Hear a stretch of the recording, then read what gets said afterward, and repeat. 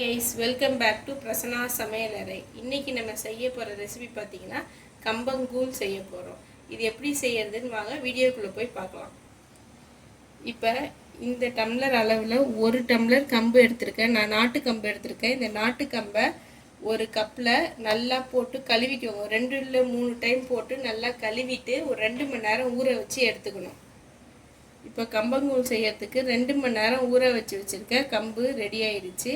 இப்போ இதை ஃபுல்லாக தண்ணியை ஃபுல்லாக வடித்து எடுத்துக்கிட்டு மிக்சியில் 1-2 பொடி பண்ணி எடுத்துகிட்டு வந்துப்போம். இப்போ நல்லா வடிகட்டியாச்சு. வடிகட்ட தண்ணி இல்லாமல் மிக்சியில் சேர்த்துக்கோங்க. மிக்சியில் சேர்த்து ரொம்ப பொடி பண்ணிடாதீங்க. ரொம்ப பொடி பண்ணிட்டீங்கன்னா ஒரு மாதிரி வளவலன்னு இருக்கும். கொஞ்சம் குறைன்னு பொடி பண்ணால் தான் அது வாயில் கிடைக்கும் போது நல்லாயிருக்கும். இப்போ இதை இந்த அளவுக்கு பொடி பண்ணி எடுத்துகிட்டு வாங்க. ரொம்ப பொடி பண்ணிடாதீங்க. பாருங்கள், இது ரொம்ப பொடியாகலை, லைட்டாக அங்கங்கே கம்பு பீஸ் தெரியுது. இப்போ ஒரு குக்கரை வச்சு குக்கர் ஆன் பண்ணிவிட்டு இந்த கிளாஸில் நான் 1 கிளாஸ் கம்பு எடுத்திருக்கேன். இதுக்கு 3 கிளாஸ் தண்ணி ஊற்றணும். எந்த கிளாஸில் கம்பு எடுத்தீங்களோ அந்த கிளாஸில் 3 கிளாஸ் தண்ணி ஊற்றணும். 1 கிளாஸ் கம்புக்கு 3 கிளாஸ் தண்ணி.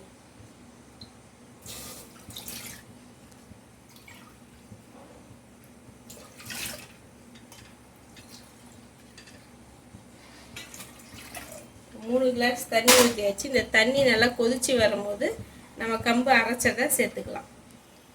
இப்போ தண்ணி கொதிக்க ஆரம்பிச்சிருச்சு. நம்ம அரைச்சி வச்சுருக்க கம்பை போட்டு நல்லா மிக்ஸ் பண்ணி விடுங்க, கட்டி முட்டி இல்லாமல்.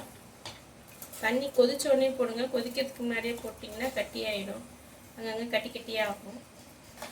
இப்போ இதில் போட்டு நல்லா மிக்ஸ் பண்ணிக்கோங்க. கட்டி முட்டி இல்லாமல் மிக்ஸ் பண்ணுங்கள். நல்லா கொதித்து வரும்போது கம்பு போட்டு கொதித்து வரும்போது குக்கர் விசில் போட்டு ஒரு 4 விசில் வரணும். 4 விசில் வந்தோடனே ஆஃப் பண்ணிவிட்டு ப்ரெஷர் அடங்கினோடனையும் நம்ம பார்க்கலாம். நம்ம கம்பங்கூழ் நல்லா வெந்துருச்சு. வெந்து ப்ரெஷர் நல்லா அடங்கிடுச்சு. இப்போ ஓப்பன் பண்ணி பார்த்துடலாம். பாருங்க, நல்லா வெந்திருக்கு. இது ஆற இன்னுமே கெட்டியாகும்.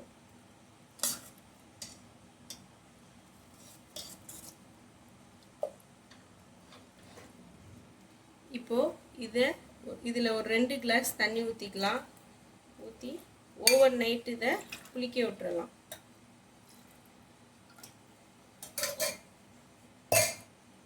தண்ணி முழுகிற அளவு, இந்த கம்பங்கூழ் முழுகிற அளவுக்கு தண்ணி ஊற்றுங்க. மேலே அப்படி இருக்கணும். இது நைட்டு ஃபுல்லாகவே புளிக்கட்டும். புளிச்சு நாளைக்கு காலைல இது எப்படி செய்யுதுன்னு பார்க்கலாம். ஓவர் நைட்டு கம்பங்கூழ் நல்லா புளிச்சிருக்கு. இதை எடுத்து ஒரு பாத்திரத்தில் தேவையான அளவு போட்டு கரைச்சிக்கலாம்.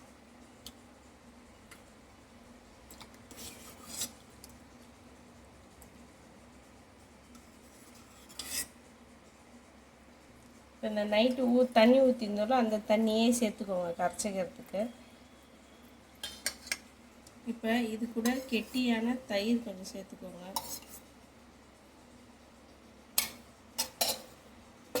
அப்புறம் தேவையான அளவு உப்பு.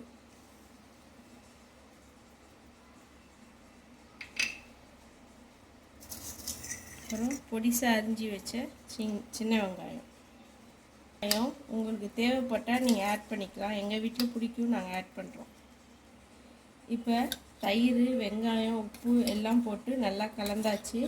கம்பங்கூழ் ரெடி ஆகிடுச்சு. இதை ஒரு கிளாஸில் சர்வ் பண்ணிடலாம்.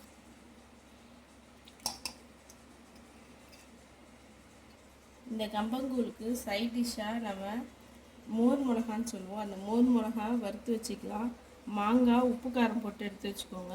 வெங்காயம், இது 3மே இதுக்கு சூப்பராக இருக்கும். இதில் உங்களுக்கு எது பிடிக்குமோ அதை வச்சு நீங்கள் சாப்பிட்லாம். இந்த கம்பங்கூழ் வாரத்துக்கு 3 நாள் ஆச்சு நம்ம எல்லோரும் சாப்பிட்ணும். இதில் அவ்வளோ ஹெல்த் பெனிஃபிட் இருக்குது. அயன் சத்து, டயபெட்டிக் பேஷண்ட்டுக்கு, டயட் இருக்கிறவங்களுக்கு எல்லாத்துக்குமே இது ரொம்ப ஹெல்த்தியாக இருக்கும். அட்லீஸ்ட் வாரத்துக்கு 3 டேஸ் ஆச்சு நம்ம சாப்பிட பழகிக்கணும்.